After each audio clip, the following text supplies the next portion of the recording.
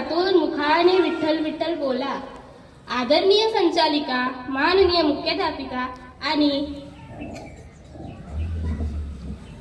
आणि सर्व शिक्षक वर्ग, सर्व वर्ग शिक्षित आणि माझ्या प्रिय मित्रमैत्रिणींनो, आज आपण इथे आषाढी एकादशी साजरी करण्यासाठी उपस्थित झालेले आहोत.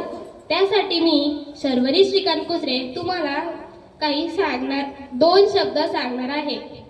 त्यासाठी तुम्ही शांतपूर्वक बसावेत, ती माझी नम्र विनंती आहे. आज आषाढ शुद्ध एकादशी, यालाच आषाढी एकादशी म्हणतात. महाराष्ट्र संतांची भूमी आहे. अनेक लोक संत या भूमीतून गेले आहे. आपल्या महाराष्ट्राचे लाडके देव म्हणजे पांडुरंग. पंढरपुरात कमरेवर हात ठेवून बघतात आपली सांभाळ करणारी विठ्ठल रुक्माईचे रूप आपल्या सर्वांना अतिशय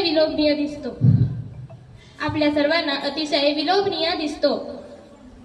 अशा या पंढरपुराच्या दर्शनाला अनेक भाविक जातात. त्यालाच वारी म्हणतात. श्री ज्ञानदेव महाराजांनी वारकरी संप्रदायाचा पाया घातला. श्री एकनाथ महाराजांनी भगवत धर्माचा देऊळ उभारला आणि त्यावर भक्क माजा दिला. श्री तुकाराम महाराजांनी त्यावर कळस चढवला.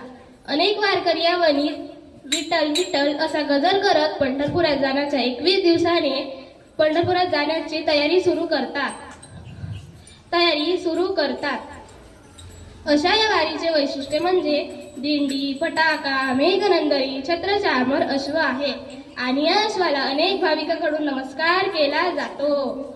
लोक हरिपाठ म्हणून समोर जातात. तुळशी वृंदावन डोक्यावर ठेवून फेरे घेतात.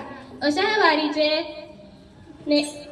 वारीचे दर्शन अनेक भाविकांना नेत्रसुख देणारे असते. सगळ्यांनी माझ्या मागून म्हणा, ज्ञानोबा माऊली ज्ञानराज माऊली तुकाराम, ज्ञानोबा माऊली ज्ञानराज माऊली तुकाराम, रामकृष्ण हरी विठ्ठल विठ्ठल. धन्यवाद.